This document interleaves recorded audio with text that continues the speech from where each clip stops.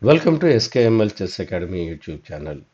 In the previous video, we have seen Carokan defense introduction. Now in this video, we will see the core idea of white when he tries to maintain the tension in the center. We know that Carokan defense starts with E4, C6, D4, D5. Here, white has moves knight c3, e into d4 and e5. Here also knight can be developed to knight d2. Now out of this we will see knight c3 move in this video. Knight c3 is basic idea behind this is maintaining the tension. But here black will exchange the pawn on the d pawn with e4 pawn. Knight into e4. Here black has three moves for his disposal. One is knight f6, immediately challenging the knight in the center. Second one is bishop f5, attacking the knight in the center. Third one is knight d7. This move is famous by Anatoly Karpov. Let us see one by one. We will explore. First is knight f6.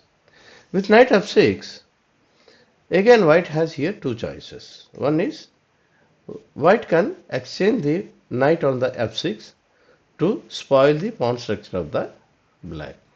So if knight into f6, check, then here this black can take either with e into f6. This pawn structure is advantageous to white, and if he takes g into f6, although this pawn structure is also damaged, but this is less advantage to white since these two pawns are attacking in the controlling the center lines. So that's you have to see, you have to observe this. So while capturing also you can be careful. And yes, we played a knight f3, so white exchanges the knight on the f6. We are going to have a damaged pawn structure, but out of this damaged pawn structure, which will be less harmful, we have to adopt it. Although it looks like all the three pawns are intact here, but here we are taking towards the center, capturing towards the center is a advantage here. Not advantage, actually it is slightly damaged than the previous move. Now let us see. Now knight f6. After knight f6, instead of capturing this knight may go to knight g3. In the knight g3 there are again two lines for the black. One is immediately e5, playing e5, knight f3, e into d4, knight into d4. Although here black maintained its pawn structure intact, but black will have a tremendous attack on his king side. Because you see, we have already seen that in e4, e5 lines, the attack on the f7 is very dangerous. Now here there is nothing to block this diagonal. So white can launch an attack. So that is the one thing. So after knight g3, you can attack e6. Black can play e6 and closing this diagonal. Then again white will continue with his normal development, knight f3, c5 here, because c5 is important to develop his knight to empty the square for his knight to develop to knight c6. Bishop d3, knight c6, d into c5, bishop into c5. This is the another line in the knight g3 lines. So after knight g3 we have seen. So now we have seen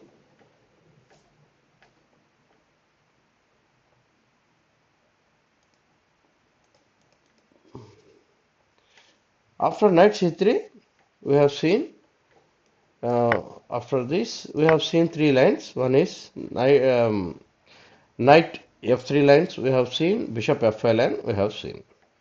We have not seen bishop f line. Okay, let us see bishop f5 line. When he attacks bishop f5, attacking this knight, immediately here actually from the starting of the game, white has one extra tempo. Now here by attacking this knight, uh, in case if knight attacks back the bishop here, so black loses another tempo. So black has to go, then h4, then h6, knight f3, develops his minor piece, nothing special in this move. Now you place knight f6. Now here you may see most of the Carokan defenses always bishop attacks this bishop. If bishop attacks this bishop to exchange the bishop.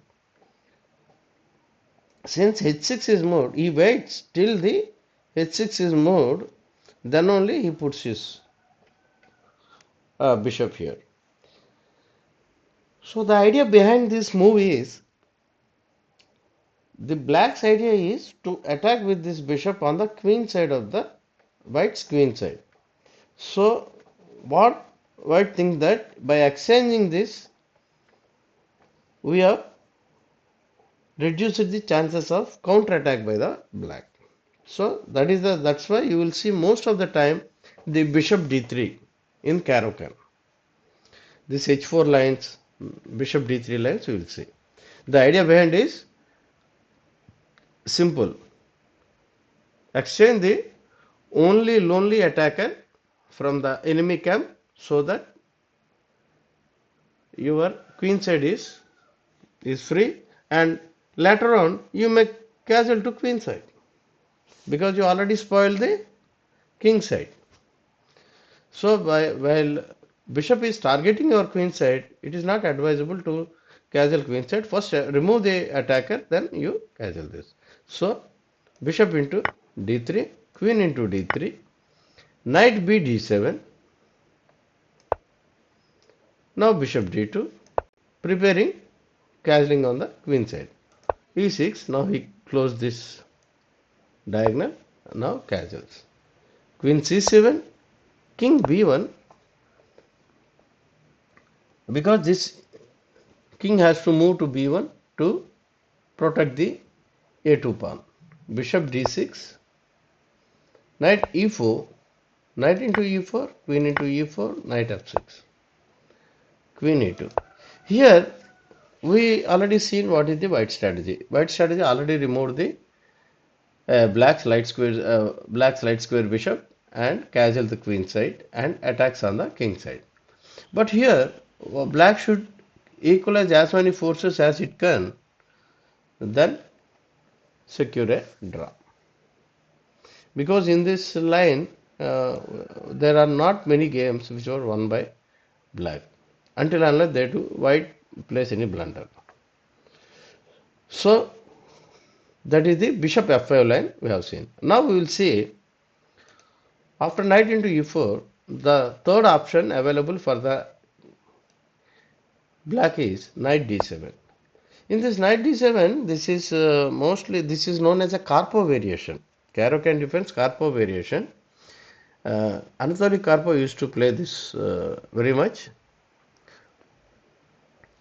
You see, there is a funny story in this line. Anatoly Karpov, playing as a black, was defeated by Viswanathan Anand in the same line, knight d7 line. Anand was playing white. When Anand, it was happened in 96 and in 98, when Anand playing Garry Kasparov, he played this variation. He was playing Viswanathan Anand now playing black. Garry Kasparov is white. After in 98 somewhere, He lost to Karpo. Karpo was playing white. So, because this suits Karpo's playing style, he plays very, very strategically. So, if you want, if you are also a strategic player, if you want to adopt this line as a reporter, please watch as many games as you can from the database. Collect these games from the Carpo and see these games and get the ideas, middle game ideas. Then, then only you can play this. Knight d7. Here he simply develops knight g5. Straight away attacking the pawn here. Another one is he is also avoiding if he plays knight f6. So you see knight gf6, bishop d3, e6, develops his other minor piece, bishop d6, queen e2. So maybe is aiming to, you see, if he castles, h7 is under attack. If he doesn't castle, he may sacrifice knight on the e6 line. So that's all in this video. We have seen white's knight c3 move, 3 knight c3 move in Carokan for maintaining the tension, and after d into e4, knight into e4, we have seen what are the replies available for the black to continue. That's all in this video. Thank you very much for all the subscribers and newly joined subscribers and all the viewers for encouraging me. Thank you very much. See you in the next video.